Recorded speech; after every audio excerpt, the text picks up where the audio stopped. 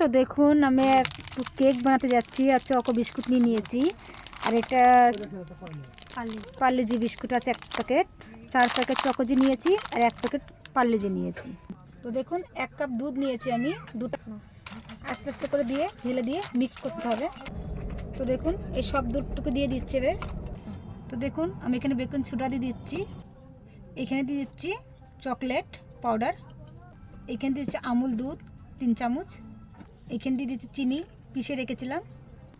দেখুন ভালো মতো করে মিক্স করে নিচ্ছি। এটা গাঢ় হয়ে গেছে আর একটু দুধ দিচ্ছি আমি। তো দেখুন আধা ঘন্টা ফাটার পরে যে হয়ে গেছে কমপ্লিট। তো দেখুন পেপার দিয়ে দিচ্ছি, তেলটা নাও।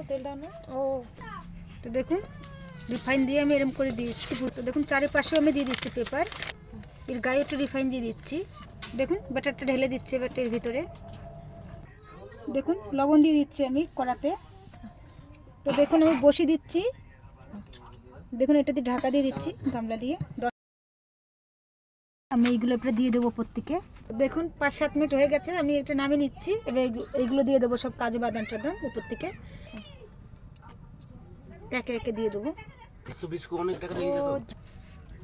দেখুন দিয়ে দিয়েছি সব, এবার ঢাকা দিচ্ছি 5-7 মিনিটের জন্য। দেখুন কেকটা হয়ে গেছে, আমি তুলে নিচ্ছি। তো দেখুন আমি এটা উল্টো করে দিয়ে দেখুন কাগজটা তুলে ফেলছি। তো দেখুন আপনারা বুঝবেন কিভাবে। তো এই কাঠিটা আমি ঢুকিয়েছি, দেখুন একদম পুরো শুকনো। তো দেখুন আমি 3টে বিস্কুট রেখে দিয়েছিলাম ক্রিমের জন্য, উপর থেকে দেওয়ার জন্য। দেখুন উপর থেকে ক্রিমগুলো আমি দিয়ে দিচ্ছি, দেখতে সুন্দর লাগবে। তো দেখুন আমাদের কেকটা কেরম হয়েছে আপনারা কমেন্ট করে বলবেন। দেখুন আমি কাটছি কেকটা, আপনারা দেখতে থাকুন। দেখুন কেক কত সুন্দর হয়েছে।